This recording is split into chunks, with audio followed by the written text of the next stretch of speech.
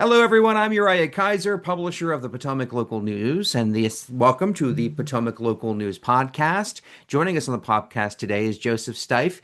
He is the founder of KeepTheShuttle.org, and we're going to be talking about the effort that is underway to move Space Shuttle Discovery from our region at the Udvar-Hazy Center, the Smithsonian's museum out there at Dulles Airport, to Texas. And we're going to talk about how we got there and what it all means. And some of you might even remember when the shuttle Discovery, like I do, flew around Washington, D.C. on the back of an airplane many years ago when it arrived. Joseph, thank you for joining us today on the podcast. Thank you very much for having me. Well, let's do a rundown about how we got here. So, there is this initiative that was passed in President Trump's big, beautiful bill called hmm that sort of gave legs to an earlier bill called Bring the Shuttle Home Act, which was folded into that big, beautiful bill.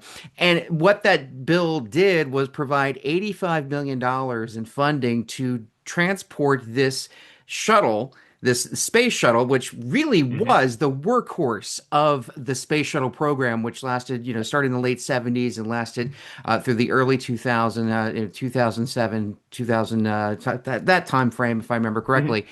And so they allocated 85 million to relocate it from Dallas to Texas. But the Smithsonian says, hey, no, wait, we own this thing, and the legal authority for you to do that is kind of murky. And plus, it's hmm going to cost a little more than 85 million. They're anticipating more than $325 million to take this thing from the DC area to Texas.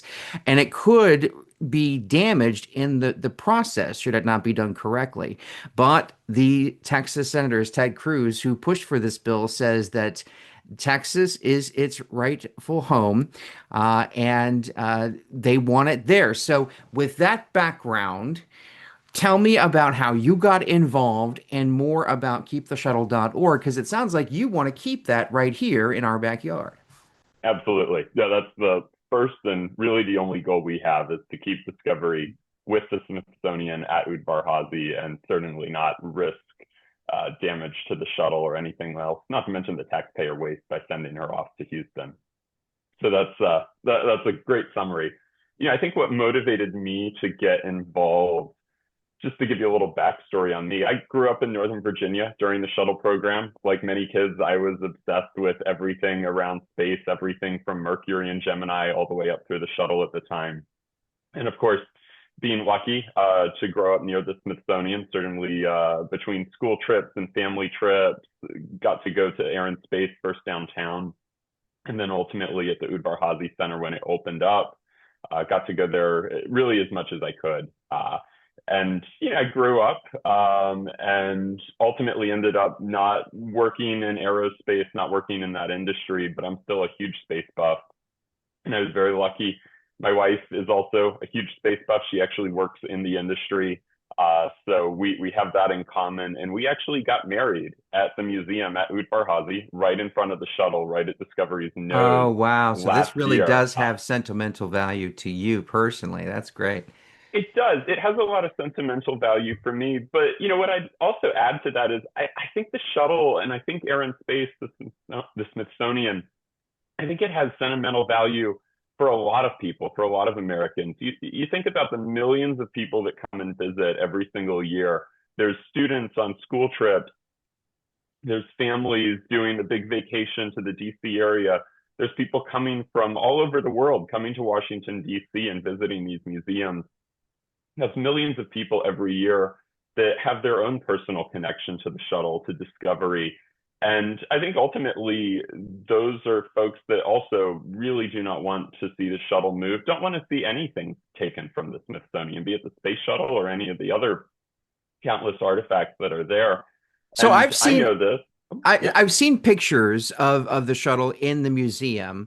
Hmm. But I've never been. I'll be honest, and I'm almost ashamed to admit this because, like you, I loved going to the Museum Hmm. of the Air and Space downtown, but I've never been to Udvar-Hazy since it opened. So Hmm. sorry, I'm a horrible person. I should have already been. But can you tell me, just set it up? How is it displayed? I mean, just it's kind of odd to think that this thing that went to space more than any other shuttle in, Hmm. in the program that we had is now just sitting somewhere in a museum that you can actually just go kind of see and hang out with. I've even seen pictures of the museum holding like dinner events where they Hmm. set up tables around this thing. You can Yep. kind of have dinner with the shuttle. So how is it displayed? How do people interact with it today? Sure. It's a great question.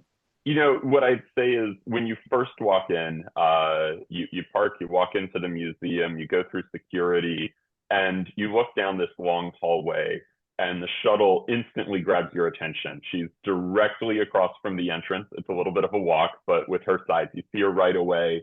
You have the SR-71 Blackbird that is kind of in between. So all of that hits you right as you walk in.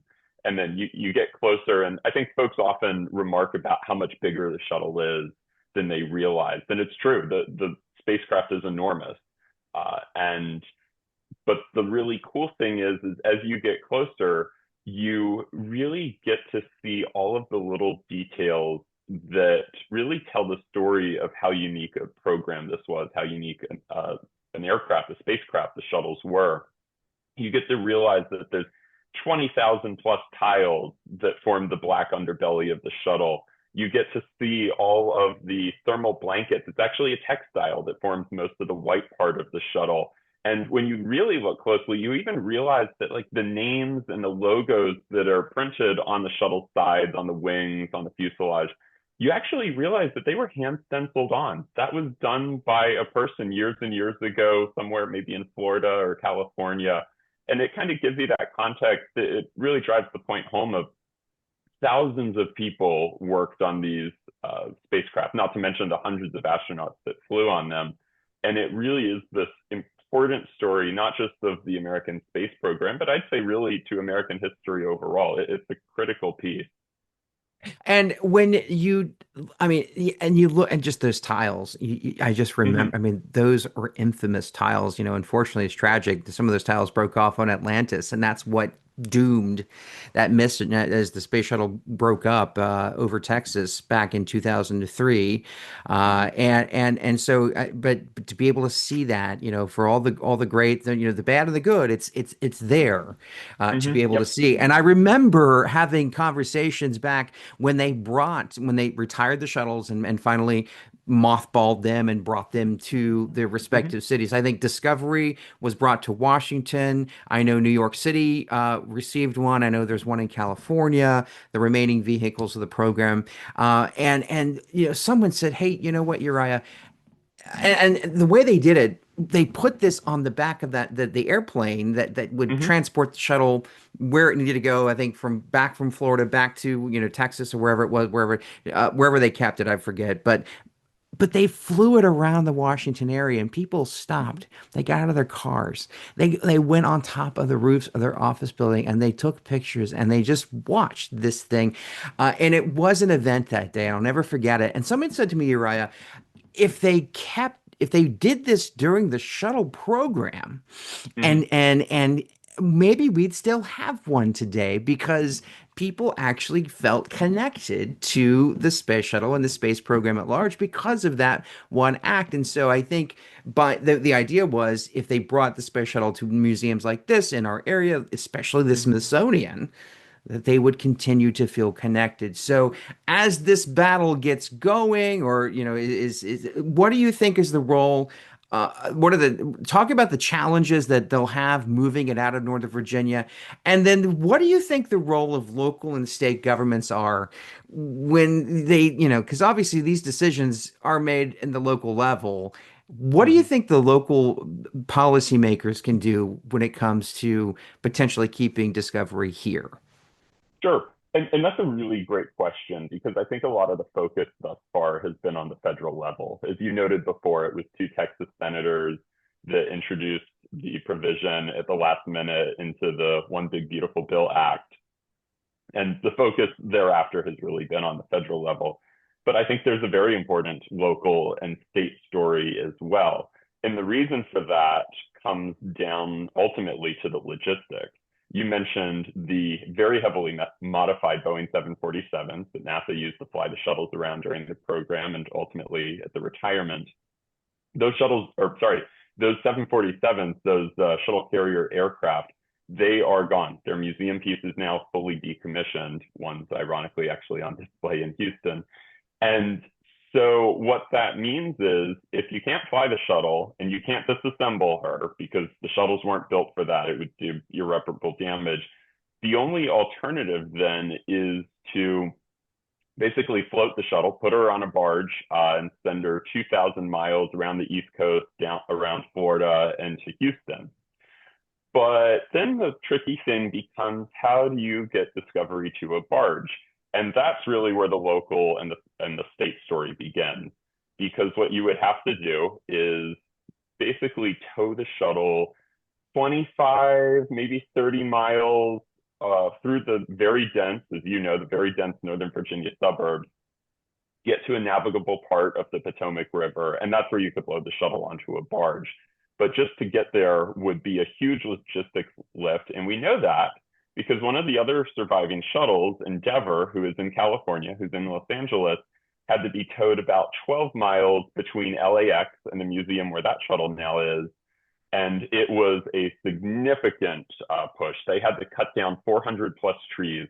They had to move power lines and utilities, traffic signals all along the route. They had to reinforce the roads with steel plating to avoid damage. It was a huge logistical undertaking just to do that. And we're now talking about a route that's more than double the length, would probably involve even more tree cover. Just Northern Virginia, we're very lucky. It's very green here. And I think this is something that the local and the Commonwealth of Virginia government have a very strong interest in opposing. And we're already pushing on that. We're starting dialogue with some of those stakeholders, some of those elected officials. I think you're going to see some initial action being taken by those folks, some initial statements and the like shortly after folks are coming back from summer break, summer holidays. So I think you're going to start to see some action in the very near future around that, because ultimately, as you said, this is not just a federal story. This is something where the state and local government has a very significant role to play. Right. And so we talk about tourism and of course we're seeing what's happening in Washington, D.C. now with the surge in, federal law enforcement in the city trying to make it safe again, quote unquote, for visitors and tourism, all to bring people back into the city and make them feel safe. For the D.C. region and Virginia, the shuttle is and by and large the Smithsonian is a huge tourism draw to the region. So Mm-hmm. are you hearing anything initially from state lawmakers, from local officials about their interest to help you and want to keep this shuttle here, or is it on their radar? Oh, it absolutely is. And we're doing as much as we can to put it on their radar. So, like I think I mentioned before, I think you're going to start to see a lot of statements coming out in the next few weeks, just people beginning to really take action around this. Certainly, I don't want to put anyone on the record before they're talking publicly, but what I think I can tell you is Fairfax County is kind of going to be the central ground for this. Just you look at the route between Udvar-Hazy and Dulles and the Potomac River. This is a story that's going to revolve around them. But there's also the state angle. For example, the Commonwealth of Virginia owns pretty much all of the roads in Fairfax County and in Northern Virginia. And so they're certainly going to have something to say about this as well. I also think it was a really great point that you brought up around just how important tourism and visitors are to Northern Virginia, to the DC region as a whole. This is an industry that when you look on an annual level between DC and then the Virginia and Maryland suburbs, there is $30 billion of annual spending that comes from visitors and tourists to this region. And if you create a situation where the Smithsonian becomes diminished because, it starts with a shuttle being taken for political points, but then other artifacts could be taken. I like to joke that, you could see You could see North Carolina go and say, we want the Wright Flyer back. You could see Kansas come and say, Dorothy's Ruby Slippers, we're going to take them. They are going back to Kansas. Mhm. But there's all of these countless priceless American artifacts there. And if you see a diminished Smithsonian because of this, that's one of the chief draws to the region, as you said. And that puts, I think that could make a real economic impact. It could do some real harm ultimately and put a real threat to that 30 billion of annual spending. Yeah, the Smithsonian has a very special collection, and it is billed as just that. And one of the reasons why so many people from all over the U.S. travel to Mm-hmm. our backyard to see that special collection. KeepTheShuttle.org is the website. How can people learn more about your cause and get involved? Absolutely. Like you said, keeptheshuttle.org, that is our website. If you go on there, we have an FAQ with more information about the relocation, why it's a bad idea.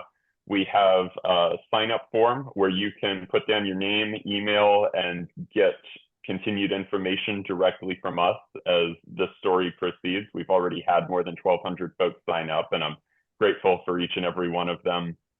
We have links to our social media, but I think most importantly, above all of that, is we have information on how to find and contact your elected officials. And we also have a few scripts, information so that folks have talking points. They can reach out to their elected officials and say, hey, this is a bad idea. I want you to do your part to stop this. And I know that as more and more folks get involved and they raise their voices and make this a priority for folks in Washington, in Northern Virginia, down in Richmond, I know that it will make an impact. We've already seen a lot of traction, a lot of elected officials speaking out about this. And I know with added pressure, we can do our part and keep Discovery right where she is and right where she belongs. Well, I will have to make a trip up there, and maybe you'll be in the neighborhood, and maybe I'll give you a call. Maybe you can show me around the shuttle. That would Sure. be a lot of fun. Joseph, thanks for coming on the Potomac Local News Podcast today, and thank you all for watching. And for news throughout the day, please go to PotomacLocal.com and stay ahead of the local headlines and sign up for our free local news email. We send that out every day at 4 o'clock, so you know exactly what's happening where you live. We'll talk to you on the next one.